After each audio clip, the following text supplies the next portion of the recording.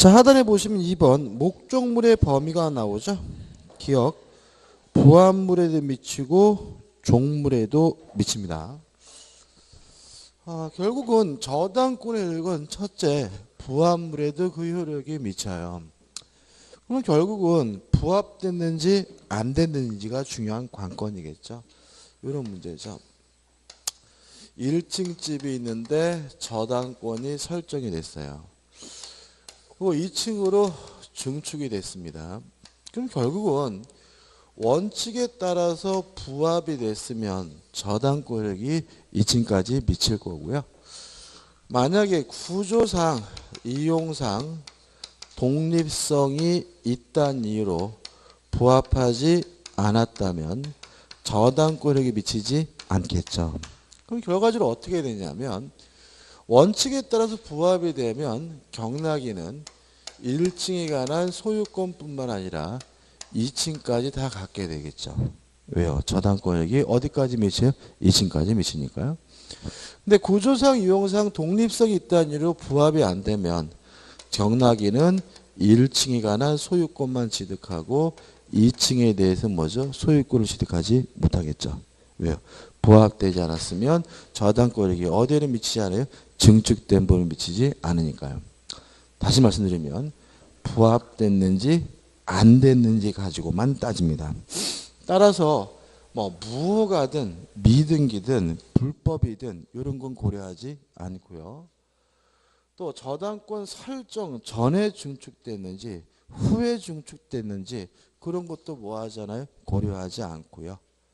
또 그것이 경매 당시에 경매 목적물로 가치가 평가됐는지 안 됐는지도 고려하지 않습니다. 부합되면 효력이 미치고 부합되지 않으면 효력이 미치지 않습니다. 교재 보시면 원칙하고 예외까지 나오는데 특히 예외에 나와 있는 거는 뭐 특별히 의미가 없고요. 특히 원칙에 나와 있는 것들 한번 쭉 보시되 이것도 외울 거는 아닙니다. 부합됐는지 안 됐는지 가지고만 따져요. 그 다음에 종물도 마찬가지죠. 종물하면 뭐가 떠오르시죠? 자동차 타이어가 떠오르시나요? 이 자동차 타이어는 분리할 수는 있으니까 부합물은 아닌데 자동차와 달라붙어 있어야지만 의미가 있으니까 자동차가 주된 물건 주물이라면 타이어는 종된 물건 종물이고요. 이 자동차의 저당권이 설정되면 당연히 어디에 돼요? 타이어에도 그 효력이 미치겠죠. 따라서 경락을 받은 사람은 자동차 소유권뿐만 아니라 타이어까지 함께 소유권을 갖게 됩니다. 물론 타이어를 저당권 설정 전에 바꿨는지 설정 후에 바꿨는지 그거는 뭐 하지 않습니까? 고려하지 않습니다. 끝이죠. 그 다음 니은번 과실 저당권자는 과실 수취권이 없습니다. 따라서 저당 목적물로부터 발생한 과실은 누가 갖습니까? 저당권 설정자인 채무자가 갖겠죠. 예를 들어서 제가 제 아파트에 저당권 설정하고 세를 주면 월세는 제가 받는 거지 저당권자인 은행이 받는 건 아니잖아요. 그죠? 다시 말하면 저당권자는 뭐가 없죠? 과실 수취권이 없습니다. 만약에 과실 수취하고자 한다면 그 목적물을 뭘 해야 되냐면 압류를 해야 돼요. 압류. 그럼 이렇게 되는 거죠. 저당권자는 압류하지 않는 한 과실을 수취할 수가 없다. 땡이고요. 하단에 불가분성 해가지고 전액 변제할 때까지 목적물 전부의 그 효력이 어떻게 해요? 미치고요. 넘겨보시면 물상대는 제가 아까 설명을 드렸고 그 다음에 저당권의 실행에서 또 나오죠. 그 박스 나오고 우측에 보시면 유조당이란 말이 나오는데 안 해도 상관없고 그 다음에 우측 하단에 저당권의 용익관계 해가지고 442페이지 상단까지는 저번 주에 했던 경매로 끝나는 거죠. 다시 말하면 용익권이 소멸되는지 안 되는지 여부는 누구하고 비교합니까? 최우선순위 저당권과 비교해서 소멸 여부를 판단합니다. 이제 442페이지 오시면 이제 뭐가 나오냐면 법정 지상권이 나옵니다.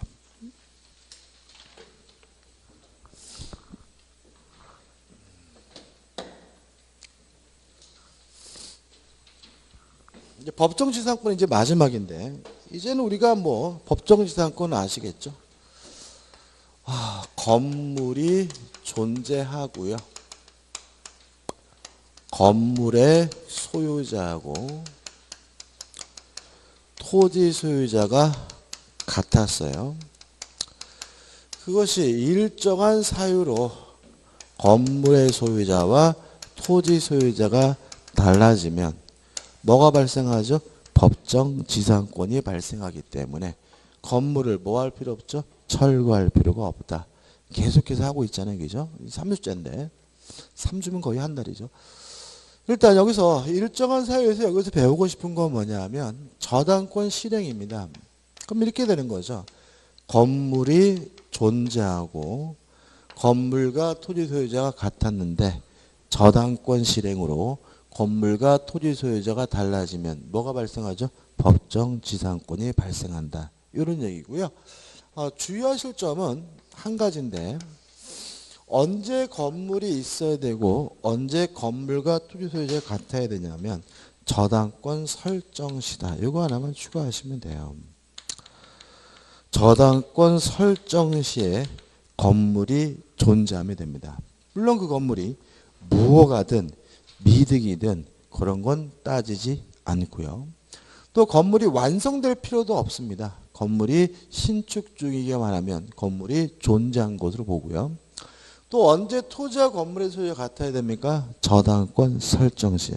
따라서 저당권 설정 시 토지와 건물의 소유자가 같았다면 실행할 때 토지와 건물의 소유자가 다르더라도 뭐가요? 법정지상권이 발생합니다. 이게 전부거든요. 그래서 교재 보시면 판례들이 많은데 결국 이 얘기예요. 그래서 교재 보시면 3. 성립 요건해 가지고 기억 저당권 설정 당시 뭐가요? 건물이 존재해야 된다.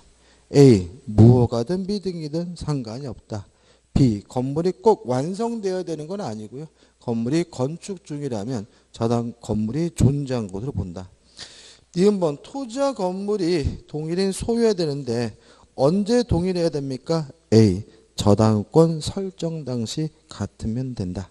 그 다음에 디귿번 저당권이 설정되었어야 되고요. 우측에 보시면 리을번 저당권이 경매 결과 토지와 건물의 소유자가 어떻게 달라져야 되고요. 미음번 성립 시기와 등기는 뭐 특별한 거 없습니다. 그죠? 전에 했던 거 똑같아요. 법정지상권은 등기하지 않아도 뭐요? 발생하지만 처분하려면 뭐가 필요하죠? 등기가 필요하단 말이 나와 있고. B번 내용도 뭐죠? 일반 지상권과 똑같고 4번 해가지고 법정지상권에 관한 규정은 강행 규정이란 말이 나와 있죠. 그죠? 근데 판례가 또 쭉 나오는데 일단 이제 우리가 법정지상권 다 끝났거든요. 다 끝났는데 여러분들이 판례라고 해서 따로 기억해야 될 거를 말씀드릴 건데 두 가지를 말씀드릴 거예요. 요 두 가지 판례는 그냥 외우세요. 외우시는 게 더 편합니다. 이해하기보다는. 어떻게 외울 거냐면 두 가지. 첫째, 토지와 건물이 함께 매매된 경우입니다.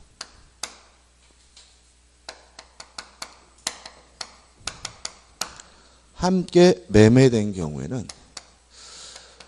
관습법상 법정지상권 발생하지 않고요. 저당권 실행에 의한 법정지상권 발생하지 않는다. 외우시는 게 문제 풀 때 편하고요. 근데 문제 풀 때 함께 팔렸다 이런 말이 나오면 결론은 항상 뭐 해야 돼요? 모든 법정지상권이 발생하지 않는다가 결론이어야 되고요. 중간 과정은 읽어볼 필요도 없습니다. 토지와 건물이 함께 매매된 경우에는 법정지상권 발생하지 않는다. 이거 외우시기 좋고. 그 다음에 두 번째인데 이것도 외우는 게 좋은데 일단 저당권 설정 당시 건물이 있었다면 건물이 철거되더라도 법정지상권 발생하는 거예요. 왜냐하면 지상권은 토지 사용권이지 건물에 대한 권리가 아니거든요. 또 물론 저당권 설정 당시에 건물이 있기만 하다면 나중에 건물이 철거되더라도 법정지상권이 뭐도 안 돼요? 소멸도 안 되는 거죠. 다시 말하면 저당권 설정 당시 뭐만 있으면 돼요? 건물만 있으면 되고 철거되든 그런 건 고려하지 않습니다. 근데 문제는 예외가 있는데 토지와 건물에 공동 저당이 설정이 됐어요. 공동 저당이 설정된 후 건물이 철거되고 신축한 경우에는 법정지상권이 발생하지 않는다. 이렇게 외우시는 게 좋습니다. 다시 한번요. 건물이 철거되더라도 원칙적으로 법정지상권은 발생합니다. 다만 토지와 건물에 뭐가요? 공동저당이 설정된 경우에는 철거되고 신축된 건물에 대해서는 법정지상권이 인정되지 않는다. 이 두 가지만 외우시면 돼요. 그래서 첫째, 토지와 건물이 함께 매매된 경우, 토지와 건물에 공동저당이 설정된 후 건물이 철거된 경우에는 법정지상권 발생하지 않는다. 이렇게 좀 기억하시면 되고요.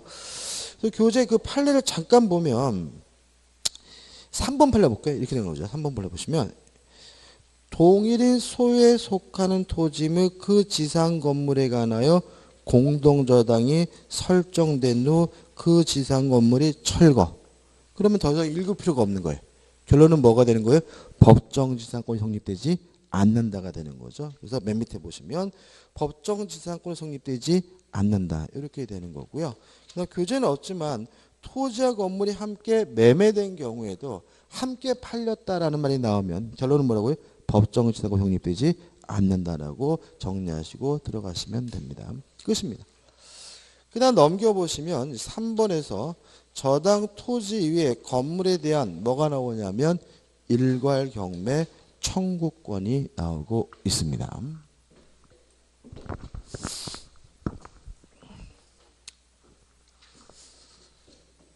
자, 갑이 땅을 가지고 있는데요. 나대지예요. 건물이 없어요. 이런 상태에서 을 앞에 토지에 관한 저당권이 설정이 됐어요. 이거 순서입니다. 일은. 그리고 나서 갑이 건물을 신축했어요. 그리고 갑이 돈을 안 갚자 을은 토지 저당권자니까 뭐만 경매했냐면 토지만 경매했어요. 그래서 병이 경락을 받았고요. 여전히 이 건물은 갑의 소유예요. 그러면 갑에게 법정지상권이 인정이 되나요? 안 되나요? 안 되겠죠? 그죠? 저당권 설정 당시 뭐가 없어요? 건물이 없으니까요. 그죠? 따라서 이 건물은 뭐가 돼야 됩니까? 철거가 돼야 됩니다. 자, 근데 문제는 뭐냐면 이렇게 건물이 철거가 되면 채권자도 채무자도 좋을 게 하나도 없어요. 한번 생각해 볼까요? 을이 받아야 될 돈 예를 들어서 1억이고 토지 경매상가가 1억이고 건물 경매상가가 1억이라고 가정을 해볼게요. 이런 상태에서 토지만 경매되면 절대로 1억이 안 나와요. 왜 그러냐면 경락을 받은 사람은 건물을 철거해야지만 땅을 쓸 수가 있다는 얘기는 경락인에게는 엄청난 부담이죠. 건물 때려 부시는 게 뭐예요? 쉬운 일은 아니잖아요. 그거 계속 뭐 하게 돼요? 유찰되게 되거든요. 이런 경우에. 유찰돼서 예를 들어서 만약에 6천만 원에 낙찰됐다. 그러면 을은 받아야 될 돈이 얼마예요? 1억인데 얼마밖에 못 갚아요? 6천밖에 못 받죠. 갑은 더 큰일 납니다. 왜 그러냐면 건물은 반드시 철거되겠죠. 왜냐하면 병은 어떤 사람이에요? 결심한 사람이잖아요. 왜 6천만 원 됐어요? 내가 기필코 이 건물을 뭐죠? 때려 부시겠다고 뭐죠? 결심한 사람이잖아요. 그러니까는 결국은 시간은 좀 걸리더라도 갑은 건물을 반드시 뭐죠? 철거당하게 되고 그럼 갑은 얼마 날렸어요? 2억 날렸죠. 2억 날렸는데 얼마밖에 못 갚았어요? 6천만 원 빼. 그럼 갑은 또 뭐예요? 엄청난 피해인 거죠. 그래서 꼭 이럴 때 토지만 경매해드리냐? 그럴 필요는 없다. 이때 을은 건물과 토지를 한꺼번에 싹 경매에 넣을 수가 있는데 이걸 뭐라 그러냐면 일괄 경매 청구권 또는 일괄 경매권이라고 하고요. 그러면 이제 제가 다 받겠죠. 제값을 다 받는데 어차피 이 사람은 토지 저당권자니까 토지 대금에서만 뭘 받을 수 있어요? 우선 변제 받는 것이 가능합니다. 까지 왔죠? 주의할 점은 두 가지입니다. 첫째는 토지만 경매할지 아니면 일괄 경매할지 저당권자가 자유롭게 선택하는 것이 가능하다는 입장입니다. 일반적으로 일괄 경매하는 게 유리하죠? 그죠? 근데 을이 나는 토지만 경매하겠다라고 했을 때 막을 수 없다는 입장이에요. 다시 말하면 갑은 을에게 일괄 경매해달라고 요구할 수는 없습니다. 누구 마음이죠? 을 마음이에요. 두 번째 주의할 점은 일괄 경매가 인정이 되려면 반드시 저당권 설정자인 갑이 소유하고 있어야 됩니다. 왜냐하면 남의 건물을 함부로 뭐 할 수는 없는 거예요? 경매할 수는 없는 거거든요. 따라서 만약에 정이 신축하고 정이 소유하고 있는 건물이라면 이 건물은 을이 뭐 할 수 없는 거죠? 일괄 경매할 수가 없는 거예요. 근데 만약에 정이 신축했더라도 갑이 소유권을 넘겨받아서 갑이 소유하고 있다면 이때는 을이 일괄 경매가 가능하다는 게 판례 입장입니다. 다시 말하면 누가 신축했는지는 고려하지 않고요. 누가 소유하고만 있다면요. 저당권 설정자가 소유만 하고 있다면 일괄 경매가 가능하다는 것이 우리 판례 입장입니다. 그래서 교재 보시면 의 나와 있고 인정 이유 나와 있고 3번 법적 성격에서 요거죠. 저당권자가 자유롭게 선택할 수 있다는 말이 나오고요. 4번 요건해가지고 기억 저당권 설정 당시에 지상의 건물이 없고 니은번 저당권 설정자 건물을 축조하여 소유하고 있을 것인데 축조하여라는 네 글자는 지우셔야 돼요. 누가 지었는지는 뭐죠? 고려하지 않습니다. 누가 소유하고 있는지만 고려해요. 따라서 저당권 설정자가 뭐만 하고 있으면 돼요? 소유만 하고 있으면 되는 거죠. 따라서 B번 제3자 건물을 축조하고 제3자가 소유하고 있으면 일괄 경매는 뭐 하지 않습니까? 인정되지 않지만 우측에 2 해가지고 제3자가 축조한 건물이더라도 나중에 저당권 설정자가 소유권을 취득했다면 일괄 경매가 뭐예요? 가능해요. 따라서 누가 건물을 지었는지는 고려하지 않고 누가 소유하고만 있으면요. 저당권 설정자가 소유하고 있으면 일괄 경매가 가능합니다. 효과 뭐에서만요? 토지 대금에서만 우선 변제 받을 수가 있습니다. 4번 제3취득자의 지위가 나오고 의의와 보호의 필요성이 나오는데 제3취득자는 누구를 말하냐면요. 저당권이 설정된 후에 권리를 취득하게 된 사람을 우리가 뭐죠? 제3취득자라고 하고요. 특징은 경매가 되면 저당권보다 늦기 때문에 무조건 그 권리를 뭐하게 돼요? 박탈당하게 되는 거죠. 일단 제3취득자를 지위에서 맨 밑에 보시면 기억, 경매인이 될 수 있다라고 나와 있는데 요 매자가요. 살매자입니다. 우리가 이건 한자라도 가끔 나오는데 매매할 때 이렇게 쓰거든요. 그래서 앞에 매는 뭐죠? 팔매. 뒤에 매는 뭐죠? 살매요. 그래서 요 매자, 살매자입니다. 그래서 여기서 말하는 경매인이라는 말은 경락을 받는 것이 뭐죠? 가능하다. 이런 얘기예요. 원래요. 예를 들어서 지웠나요? 여기서 갑의 토지가 경매가 됐을 때 갑이 경락 받을 수 있을까요? 못 받아요. 다시 말하면 자기가 아파트에 저당권 설정하고 돈 빌렸는데 아파트가 뭐가 돼요? 경매가 됐을 때 채무자는 그 아파트를 스스로 뭐 받지 못해요? 경락받지 못해요. 그렇지만 제3취득자는 뭐 받을 수 있어요? 경락받는 게 가능하다. 이런 취지가 되고요. 넘겨보시면 2번 제3취득자의 변제해가지고 제3취득자는 채무자가 반대하더라도 변제하는 것이 가능합니다. 다시 말하면 변제하고 저당권의 말소를 청구할 수 있는데 B번에서 채권 채무자의 의사에 반하여 변제할 수 있다. C번 해가지고 담보되는 범위 내에서만 변제하면 된다. 기억해 두시기 바라고 나머지 것들은 큰 의미 없습니다. 아무튼 그냥 쉽게 말하면 돈 갚고 저당권 말소해달라고 뭐 할 수 있어요? 요구할 수가 있고요.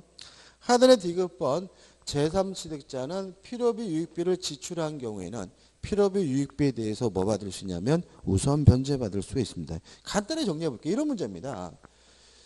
아파트를 새로 샀어요. 근데 전 소유자가 대출받는 바람에 그 아파트가 경매될 판이에요. 그러면 지금 제 새로운 소유자는 제3취득자는 경매되기 싫으면 뭐 하면 돼? 빚 갚으면 되는 거예요. 그래서 빚을 갚고 뭐죠? 저당권 말소를 청구하든지 아니면 빚 갚는 게 여의치 않는다면 그 아파트를 스스로가 뭐 받을 수 있어요? 경락을 받을 수도 있어요. 왜요? 싸게 경락을 받으면 손해를 뭐 할 수 있어요? 최소화할 수가 있으니까요.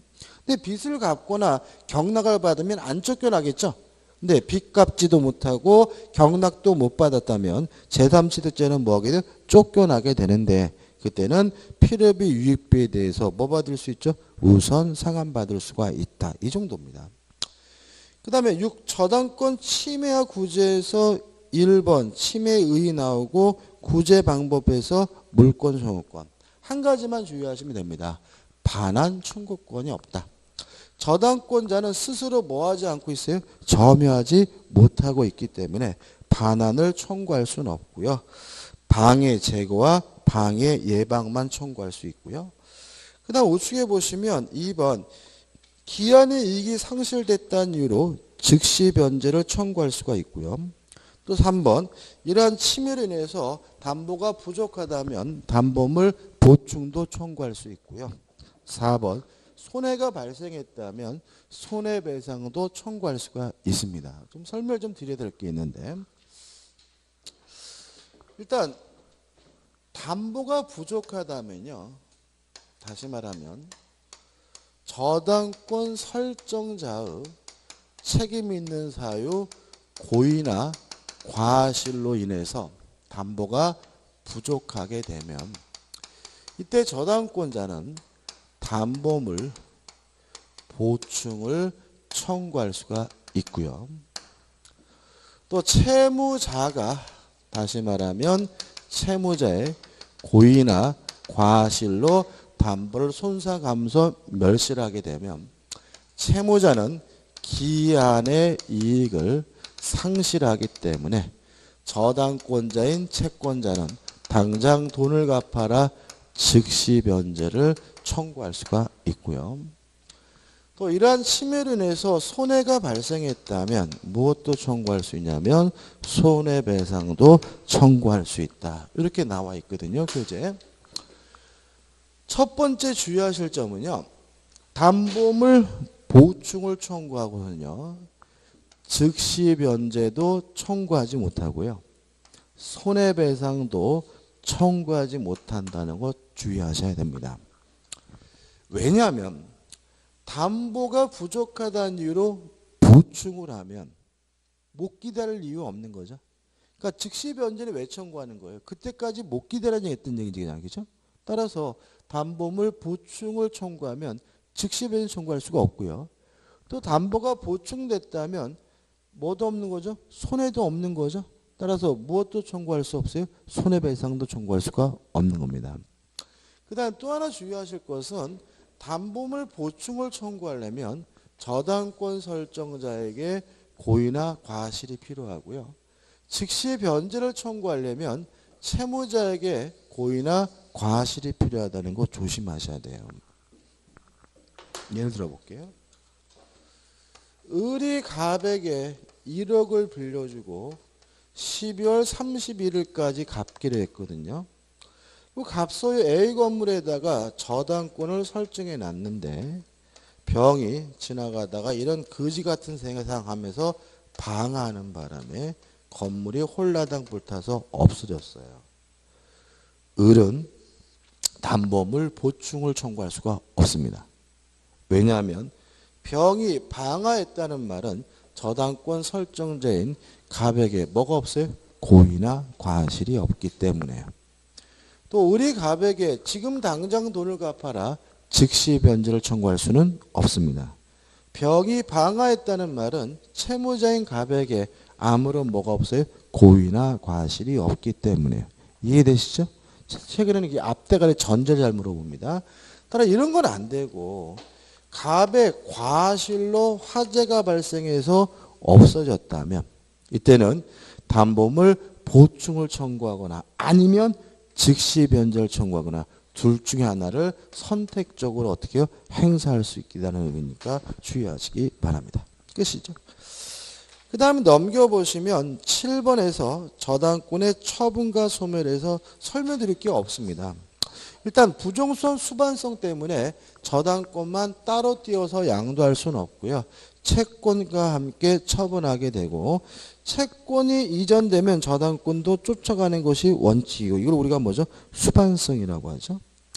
그 다음 우측에 3번 지상권 전세권을 목적으로 하는 저당권 해가지고 이 저당권이 어디에 설정됐어요? 지상권 전세권에. 따라서 지상권 전세권이 소멸하게 되면 저당권도 자동으로 뭐하게 돼요? 소멸되기 때문에 371조 2항 해가지고 동의 없이는 임의적으로 지상권 전세권을 소멸하게 하는 일 하지 못하도록 뭐하고 있죠? 금지하고 있고요.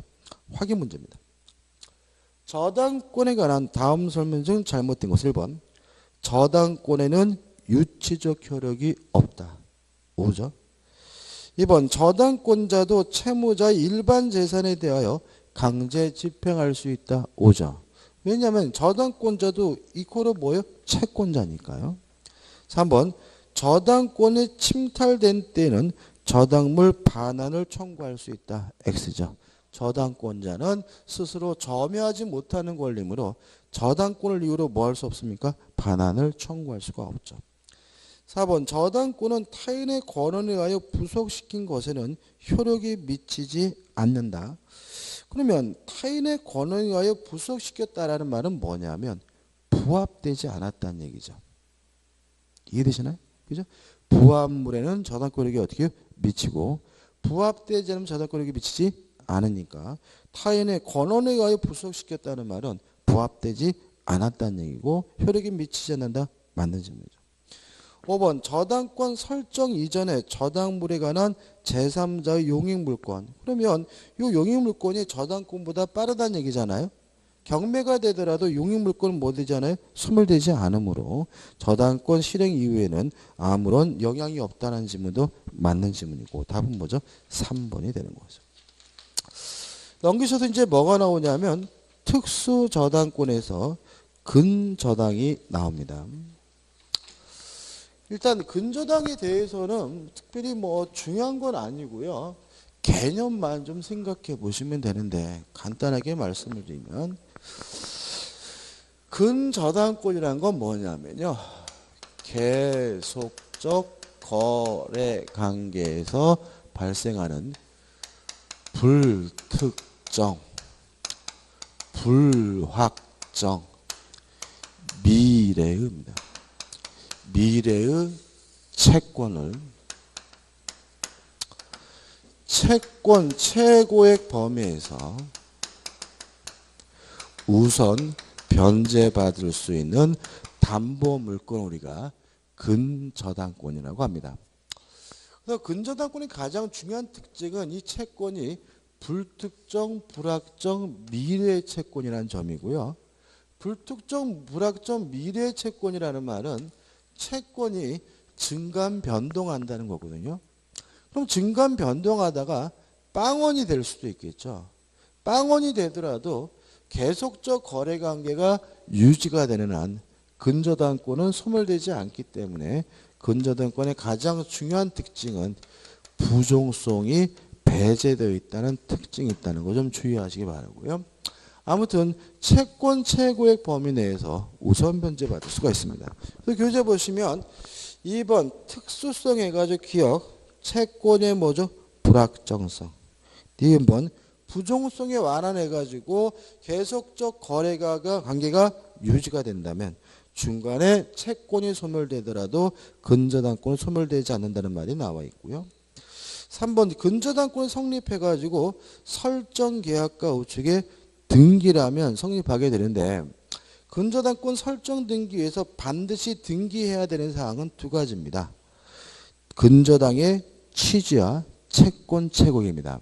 특히 채권 채권 잊지 마시기 바라고 나머지 것들은 뭐죠? 필요적 등기 사항이 아닙니다. 특히 이자에 대해서는 등기 능력 자체를 인정하지 않고 있다는 거 주의하시기 바라고. 아무튼 그 채권 채고액만 필수적 등기 사항이고요.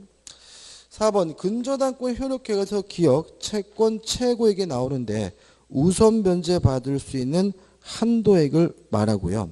따라서 채권 채고액을 초과한다면 우선 변제 받을 수가 없고요. 유의하실 것은 이해가지고 이자도 포함되고 위약금, 채무불이행으로 인한 손해배상, 지연배상금도 포함되고요.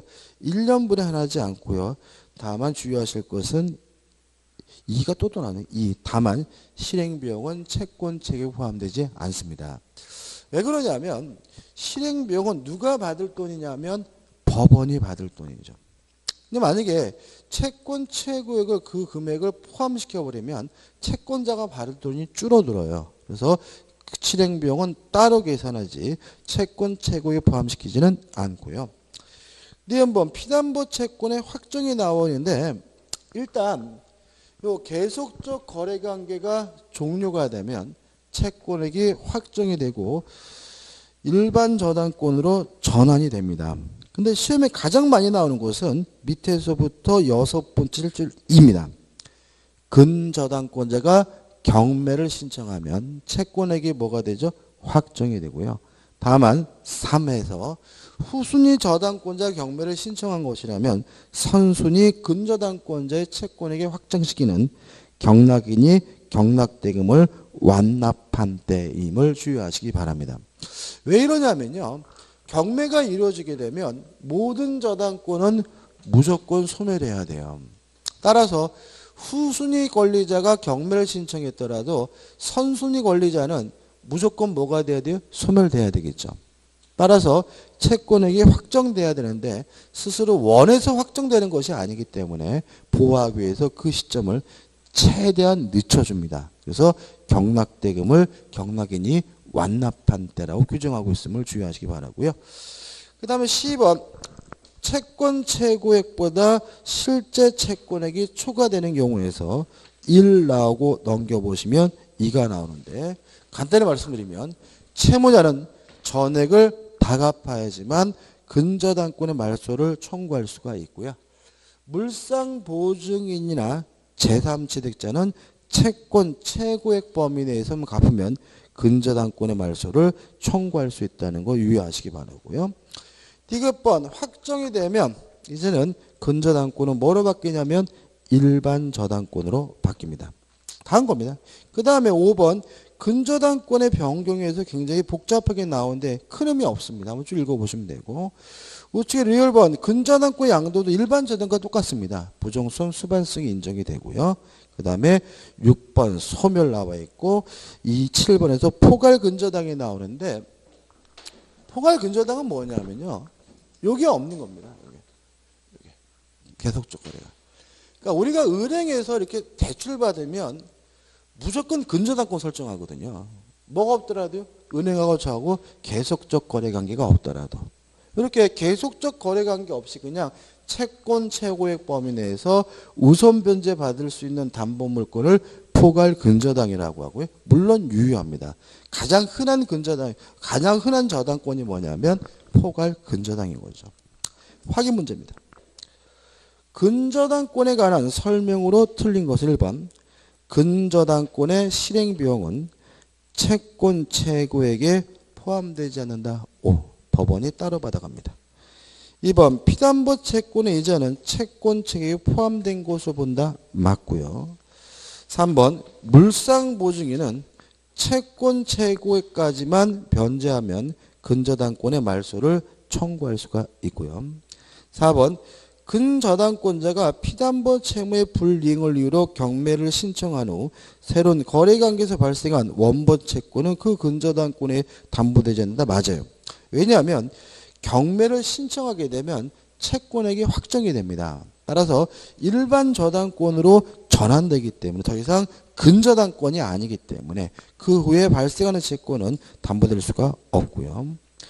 5번 근저당권자가 피담보 채무의 불이행을 이유로 경매 신청을 하여 경매 개시 결정이 있은 후에 경매 신청이 취하됐어요. 취하라는 건요. 소급표가 없는 겁니다. 따라서 경매 개시 결정의 효과나 경매 신청 효과는 뒤바뀌지 않아요. 취하로. 따라서 경매 신청이 되면 채권액이 확정이 되고요. 취하되더라도 변함이 없으므로 채무 확정 효과가 번복된다는 질문은 X고요. 답은 뭐죠? 5번입니다. 좀 쉬었다가 이번 공동저당, 공동저당 좀 시간이 좀 걸리거든요. 쉬었다가 좀 보도록 하죠.